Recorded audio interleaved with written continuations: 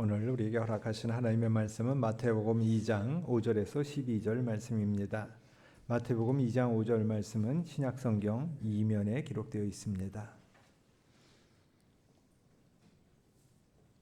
2장 5절 말씀부터 봉독합니다. 이르되 유대의 베들레헴이오니 이는 선지자로 이렇게 기록된 바 또 유대 땅 베들레헴아 너는 유대 고을 중에서 가장 작지 아니하도다. 네게서 한 다스리는 자가 나와서 내 백성 이스라엘의 목자가 되리라 하였음이니이다.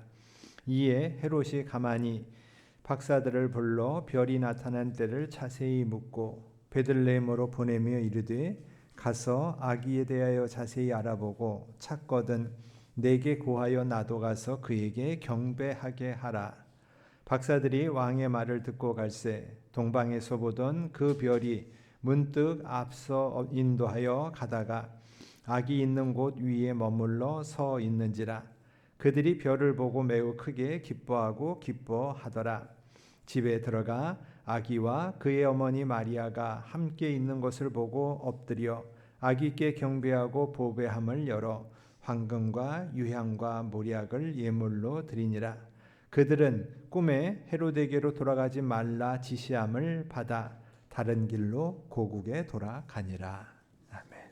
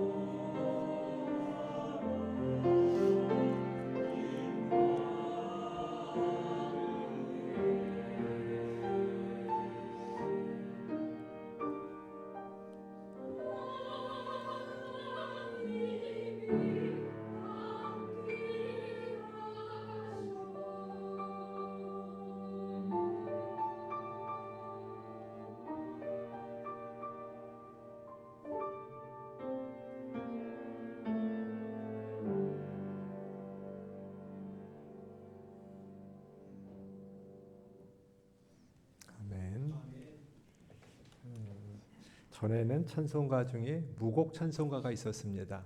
여러분 혹시 아십니까? 찬송가에 곡조가 없이 가사만 큰 글씨로 써 있었습니다. 이게 이제 어른들이 눈이 잘 안 보이시니까 돋보기 쓰는 것도 좀 불편하고, 그러니까 찬송가에 악보가 없이 곡만 크게 가사만 써 있었습니다. 그래서 그때는 그걸 보면서 어떻게 이걸 보고서 어떻게 부르나 하는 생각을 했었습니다. 그런데 그 어른들은 그걸 보고서도 잘 부르셨습니다. 왜 그랬을까요? 곡이 똑같습니다. 어떤 걸 해도 똑같은 곡으로 합니다. 그냥. 뭐 굳이 그게 다른 거에 의미가 없습니다. 그냥 그분들은 가사가 좋고 내용이 좋고 그래서 그게 좋은 거지, 이거를 어떻게 잘 부를까, 어떻게 이거를 악보대로 부를까 하는 것은 관심이 적었습니다. 그래서 그때는 그게 좀 신기했습니다. 곡이 없이 글씨만 써 있다는 게 신기했는데, 요즘엔 가끔 그런 생각을 합니다. 악보가 없으면 좋겠다. 악보 따라하려니까 너무 힘듭니다. 그래서 그냥 내가 부르고 싶은 대로 부르면 좋겠다. 그러니까 그냥 악보 없이 큰 글씨로 글자만, 가사만 있으면 참 그게 더 편하겠다 하는 생각을 요즘 들어서 이 악보를 볼 때마다, 저같이 이걸 잘 못 보는 사람들이 이거를 또 따라서 하려니까 더 힘듭니다. 그럴 때마다 무곡이면 좋겠다 하는 생각을 합니다. 무곡도 관계가 없고 유곡도 관계가 없습니다. 우리들이 우리의 마음속에서 어떤 것에 더 관점을 가지고 주안점을 두느냐 하는 것이 제일 중요합니다. 내가 잘 부르려는 것도 중요하지만은, 그러나 잘 부르려는 것보다 더 중요한 것은 이것이 무슨 마음으로 우리들에게 다가오는가라는 찬송가와 우리와의 만남과 교감, 그것이 있을 때 우리들은 하나님 앞으로 더 가까이 가기에 부족함이 없을 것입니다. 그래서 오늘 성경에는 헤롯과 동방박사 두 사람이 나옵니다. 물론 두 사람은 아닙니다. 두 부류가 나옵니다. 그런데 헤롯은 헤롯대로, 동방박사는 동방박사대로 별을 보면서 따라갑니다. 예수님, 메시아가 오신 그곳을 찾아갑니다. 예수님이시고 메시아가 오신 그곳을 찾아가는 두 사람들의 목적은 똑같습니다. 예수님을 찾아가자. 그랬는데 그 목적에 대한, 예수님을 찾는 것은 똑같은데 그 다음이 어떻게 할 것인가 하는 것이 다릅니다. 헤롯은 예수님을 찾아서 죽이려고 하고, 동방박사들은 예수님을 찾아서 경배하는 것이 목적이었습니다. 우리가 똑같은 목적이라고 하지만은 때때로 끝에 가서 보니까 내가 생각했던 것과 다른 사람이 생각했던 게 다르네 하면서 우리들은 우리의 방향을 다시 한번 살펴볼 때가 있습니다. 오늘 우리들이 예수님을 따라가고 만나는, 그리고 대림절에 성탄절을 앞두고서 우리의 마음은 예수님을 따라가면서 어떤 것을 바라보고 무엇을 찾는지, 그리고 그 찾는 것으로 말미암아서 우리가 얻을 수 있는 것은 무엇인지를 오늘 성경을 통하여서 여러분들과 나누고자 하는 것입니다. 그래서 오늘 5절에서는 이르되로 시작을 합니다. 여기서 이르되라는 이야기는 지금 앞에 1절부터 4절까지 보면은 예루살렘 성에서 소동이 났습니다. 메시아가 나타날 것이다 하는 이야기를 듣고서 사람들이 소동하기 시작을 합니다. 그러고 나니까, 소동하고 나니까 이제 그 다음에 나오는 이제 헤롯 왕이 사람들한테, 대제사장과 그다음에 서기관들에게 묻습니다. 그러니까 묻고 나서 대답을 하는 것이 오늘의 본문입니다. 이르되 하면서 그 물음에 대한 대답으로서 유대 베들레헴이오니 이는 선지자로 이렇게 기록된 바 하고서 말합니다. 그들은 지금 기계적으로 대답을 합니다. 우리들이 성경에 이렇게 기록되어 있습니다. 성경에 이렇게 기록되어 있는데 그 기록된 것은 베들레헴에서 메시아는 태어납니다 하는 이야기를 하고 있습니다. 그래서 미가서 5장 2절에 보면은 베들레헴 에브라다야 너는 유다 족속 중에 작을지라도 이스라엘을 다스릴 자가 내게서 나오고, 그리고 그의 근본은 상고의 영혼에 있다 하는 이야기를 합니다.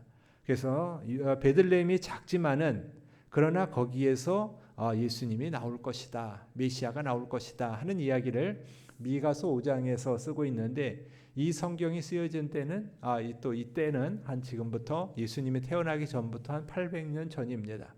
800년 전에 이제 이러한 예수님이 메시아가 우리들에게 베들레헴에서 날 것이다라는 것을 예언했고, 그리고 이제 그것이 미가서에 있다 보니까 대제사장과 서기관들은 헤롯 왕이 묻는 물음에 따라서 베들레헴입니다라고 대답을 하고 있는 것입니다.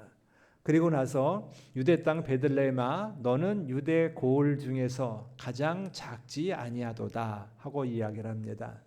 그러니까 이 앞에 미가서에서 볼 때는 작을지라도 내게서 메시아가 이 유대를 다스리는 자가 나올 것이다 라고 이야기를 하였는데, 지금 오늘 본문에서는 유대 고을 중에서 가장 작지 아니하도다 하면서 작지 않다라고 이야기를 합니다.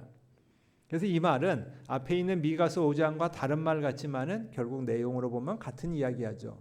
작을지라도 메시아가 나오니까 큰 데다 하는 이야기고, 지금 여기도 역시 마찬가지로 가장 작지 아니하도다. 왜냐하면은 다스릴 자가 내게서 나올 것이기 때문이다 하는 이야기입니다.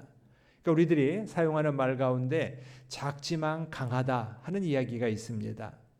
여러분들 그럴 때가 있지 않습니까? 내가 작지만 강하다. 내가 없지만은 나는 힘이 있다. 뭐 그런 이야기를 할 때가 있습니다. 오늘 여기도 마찬가지로 지금 행정구역상으로 보면 작습니다. 뭐 이거는 어쩔 수 없는 현실입니다. 어쩔 수 없는 현실적으로 작지만은, 그러나 이곳에서 메시아가 날 것이기 때문에 가장 작지 않고 큰 것이다 라는 이야기를 여기서 우리들에게 하고 있는 것입니다.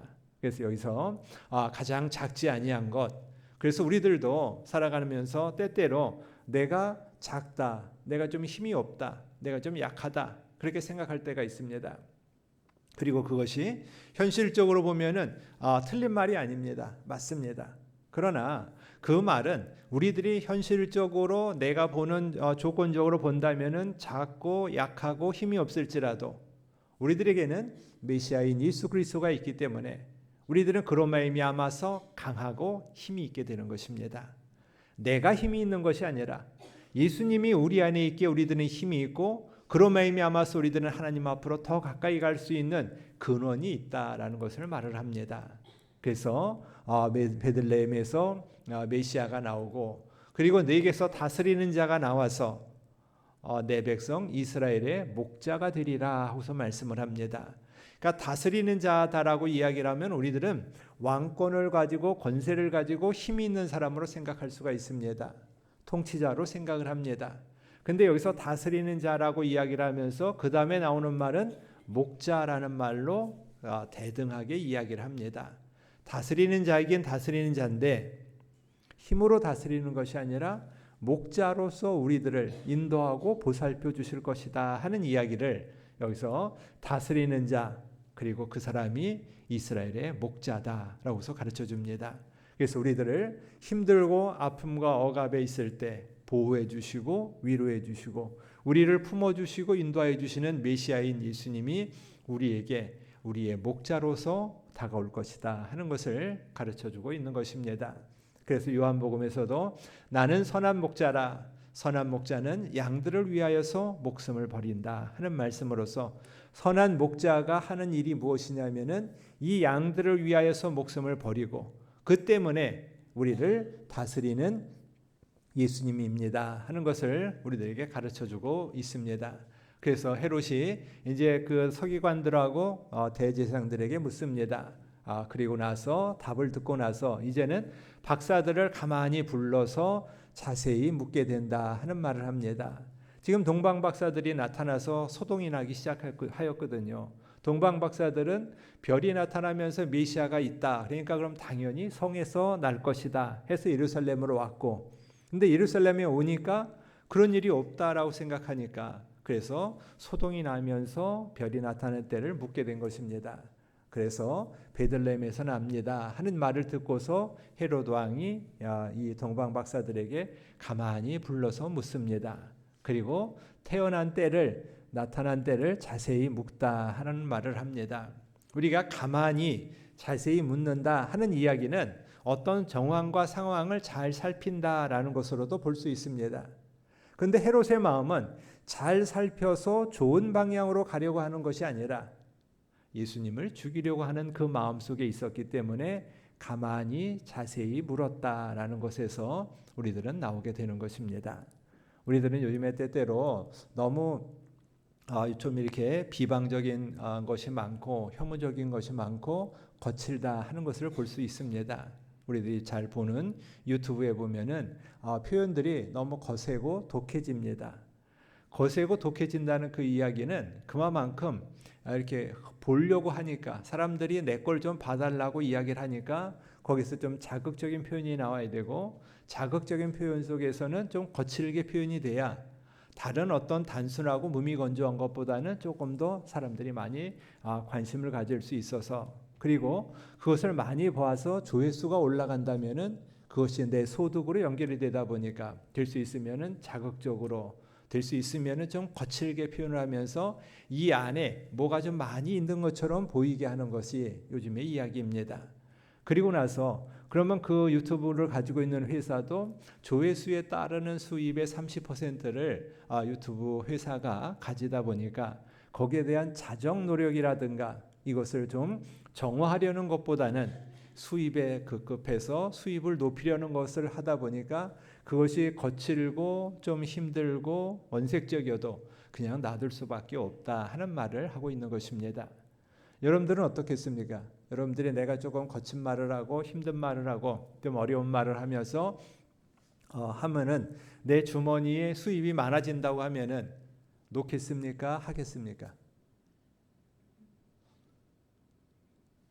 이성적으로는 놓습니다. 그죠? 이성적으로는 안 합니다. 라고 이야기를 합니다. 근데 실제적으로는 어떻게 될까요? 고민 안 할까요? 우리들은 내가 이성적으로 이야기할 때는 뭐 전혀 문제가 없습니다. 이성적으로 말할 때는 전혀 문제가 없습니다. 그런데 그 다음에 그러면 내가 현실적인 면에서 어떻게 할까라는 것으로 가면은 그 다음부터는 어렵고 힘든 시간이 이어질 수밖에 없는 것입니다. 그렇기 때문에 우리가 내가 어떠한 일에 대해서 이렇게 생각하고 이렇게 판단합니다 하는 것은 이성적으로 할 때는 항상 정답을 이야기를 합니다. 그런데 우리들에게 필요한 것은 정답의 이야기가 아니라 내가 그 상황이 되었을 때 어떻게 할 것인가 하는 이야기입니다. 전에 어떤 사람이 등산을 갔습니다. 등산을 가서 한참을 갔는데 너무나 힘듭니다. 이제 한참 올라가다 보니까 뭐 산마다 항상 보면 깔딱고개가 있지 않습니까? 마지막 그 힘든 그 지점들까지 갔는데 근데 거기까지 가니까 다들 물이 없어서 이제 저쪽에 한참 돌아가면은 샘이 있었습니다. 근데 그곳에 가서 샘에서 물을 누가 좀 가져오면 좋겠는데 거기를 가지 못하고서 다들 쳐다만 보고 있는 겁니다. 저기 샘에 물이 있는데 다 압니다. 그랬는데 거기까지 갔다 올 힘이 없으니까 서로 쳐다만 보고 있는데 누가 갔다 왔더라 하는 말을 합니다. 그래서 그때 그 사람이 다시 보였다라고 말을 합니다. 우리들에게 있어서 똑같이 이성적으로 판단할 때는 아무 문제가 없습니다. 이성적인 상황에서는. 근데 문제는 뭐냐면은 급한 상황에서 돌발적인 상황에서 우리가 어떻게 대처하느냐 하는 것이 우리의 문제이고 우리가 해야 할 일이다라는 것을 말씀을 합니다. 그러면서 이제 헤롯이 동방 박사들을 베들레헴으로 보냅니다. 그리고 가서 아기에 대해서 자세히 알아보고 찾거든 내게 고하여서 나도 가서 경배하게 해달라 하고서 동방 박사에게 부탁을 합니다. 그러니까 이 동방 박사들은 헤롯 왕이 진짜 가서 경배할래나 보다 하고서 이제 또 열심히 찾아서 이제 따라가게 됩니다. 그러면서 박사들이 왕의 말을 듣고 갈새 동방에서 보던 그 별을 보고 예루살렘에 오지 않았습니까? 그런데 이제 예루살렘에서 왔던 그 별이 다시 인도합니다. 쭉 가면서 이제 베들레헴 쪽으로 인도를 하게 됩니다. 베들레헴 쪽으로 가는데 그 위에 이제 어느 별이 그 타원하신 곳 위에 머물러 섰더라 하고서 말씀을 합니다. 근데 이제 여기서 이렇게 이야기하는 것은 머물러 섰고 그래서 인도하여 가니까 따라가면 됐고라고서 이야기를 하는데 여러분들 운전하실 때 내비게이션을 켜고서 처음 가는 데를 가다 보면은 따라갔는데 따라가도 목적지가 안 보일 때가 있지 않습니까? 우리가 같은 땅에 있는데도 내비게이션 따라서 갔는데 거기에 우리의 목적지가 안 보여서 그 동네를 계속 방황할 때가 있습니다. 그런데 내비게이션도 아니고 하늘의 별인데 하늘의 별을 보고서 따라갔다라는 것은 여러분들 밤길에 이렇게 걸어 다니시다 보면은 달이 여러분을 따라다닙니까? 안 따라다닙니까? 밤에 길을 가다 보면은 달이 계속 나를 따라옵니다. 내가 가는 곳마다 달이 따라옵니다. 그런데 그럼 여기서 별이 따라왔다. 우리가 별을 보고 따라갔다라는 것을 어디까지 어떻게 봐야 될까라는 것을 봅니다. 별에서 빛이 나와서 빛이 이렇게 쭉 우리의 앞길을 비춰준다면은 그걸 보고 따라갔다 그러면은 훨씬 이해가 쉽죠. 근데 별을 보고서 따라갔는데 거기에 아기 예수님의 집이 나왔습니다. 그러니까 우리가 여기서 별을 보고 따라갔다라는 것이 우리가 보는 별만이 아니라 하나님의 인도함을 받았다. 성령의 감동, 감화하심 속에서 우리의 발걸음을 인도받았다라고서 우리들은 또한 볼 수 있어야 되는 것입니다.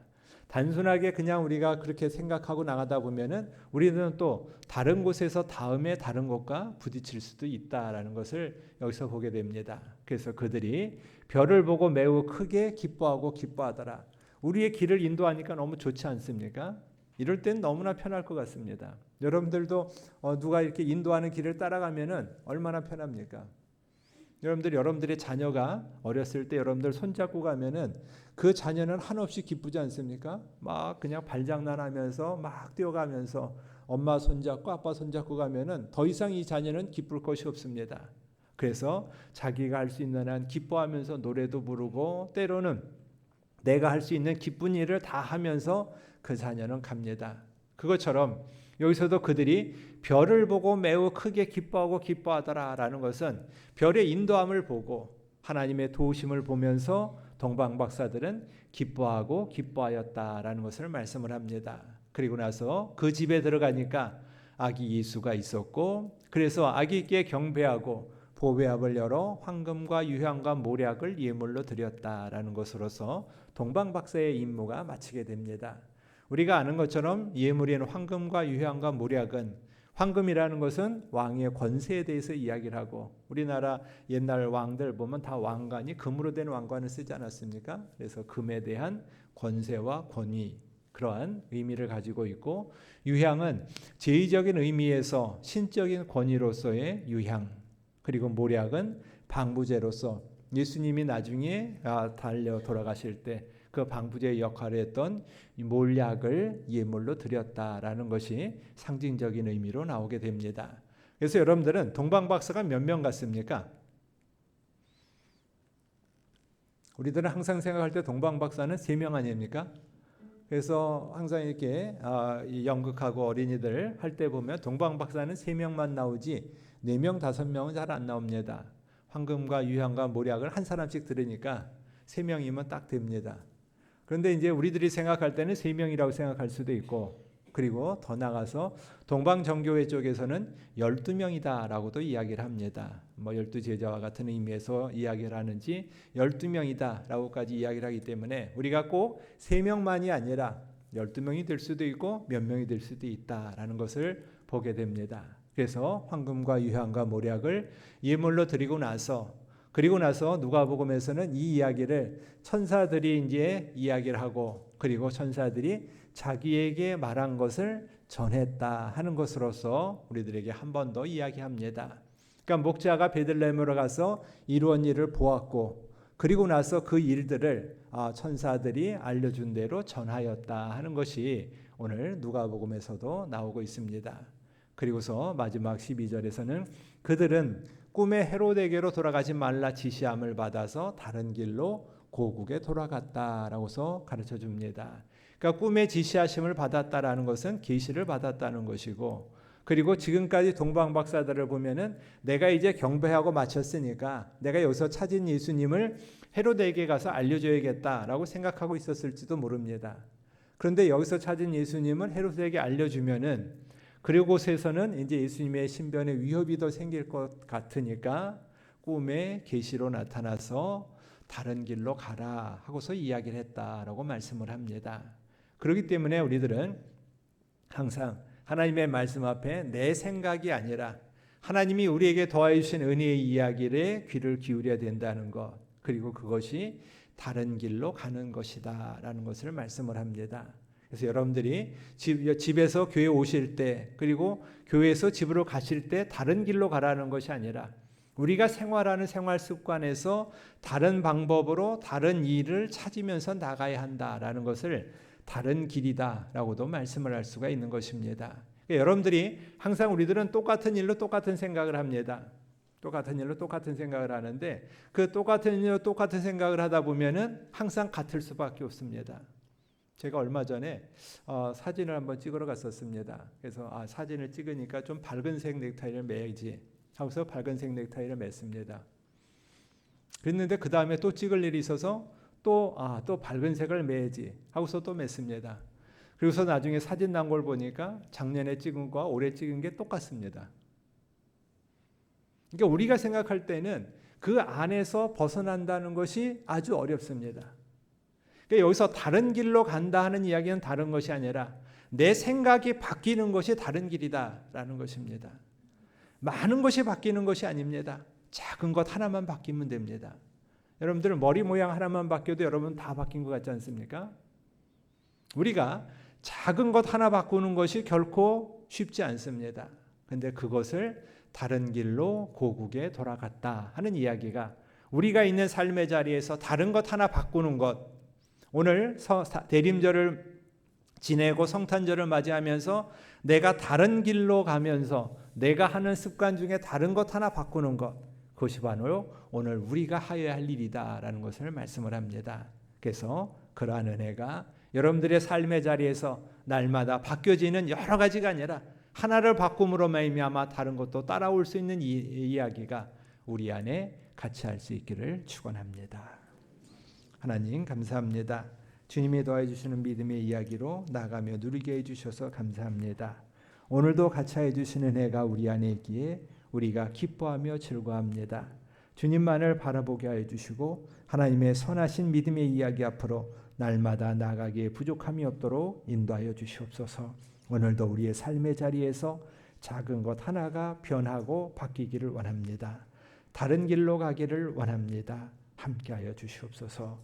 예수님의 이름으로 기도드립니다.